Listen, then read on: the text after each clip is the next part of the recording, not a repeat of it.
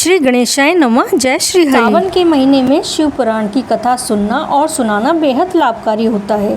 आज हम अपनी इस छोटी सी कथा में बता रहे हैं कि चंचला नामक स्त्री की कथा है जो कैलाश पर्वत पर जाकर जब उसकी मृत्यु हो जाती है तो वो कैलाश पर्वत पर जाकर अपने पति के बारे में उमा देवी से, गौरी माता से वार्तालाप करती हैं, पूछती हैं कि मेरे पति कहाँ हैं। तो माता बताती हैं कि बेटी, तुम्हारा बिंदुक नाम वाला पति बड़ा पापी था। उसका अंतःकरण बड़ा ही दूषित था। वो नरक में पड़ा हुआ अगणित वर्षों तक नरक में नाना प्रकार के दुख भोगकर वे पापात्मा अपने शेष पाप को भोगने के लिए विंध्य पर्वत पर पिशाच हुआ है। इस समय वे पिशाच अवस्था में है और नाना प्रकार के कलेश उठा रहा है। वह दुष्ट वहीं वायु पीक कर रहता है और सदा सब प्रकार के कष्ट सहता है, क्योंकि तुम्हारे पति ने बहुत ही बुरे कर्म किए थे।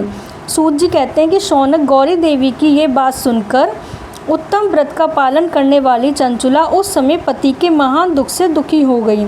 फिर मन को स्थिर करके उस ब्राह्मण पत्नी ने व्यथित हृदय से महेश्वरी को प्रणाम करके पूछा कि महेश्वरी महादेवी, मुझ पर कृपा कीजिए और दूषित कर्म करने वाले मेरे उस दुष्ट पति का उद्धार कर दीजिए।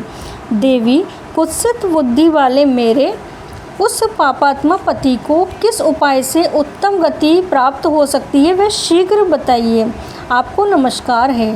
तो पार्वती जी ने कहा, तुम्हारा पति यदि शिव पुराण की पुण्यमयी उत्तम कथा सुने तो सारी दुर्गति को पार करके वह उत्तम गति का भागी हो सकता है। अमृत के समान मधुर अक्षरों से युक्त गौरी देवी का ये वचन आदर पूर्वक सुनकर चंचला ने हाथ जोड़कर मस्तक झुकाकर उन्हें बारंबार प्रणाम किया और अपने पति के समस्त पापों की शुद्धि और उत्तम गति की प्राप्ति के लिए पार्वती देवी से प्रार्थना की कि हे महादेवी, मेरे पति को शिव पुराण सुनाने की व्यवस्था होनी चाहिए। उस ब्राह्मण पत्नी के बारंबार प्रार्थना करने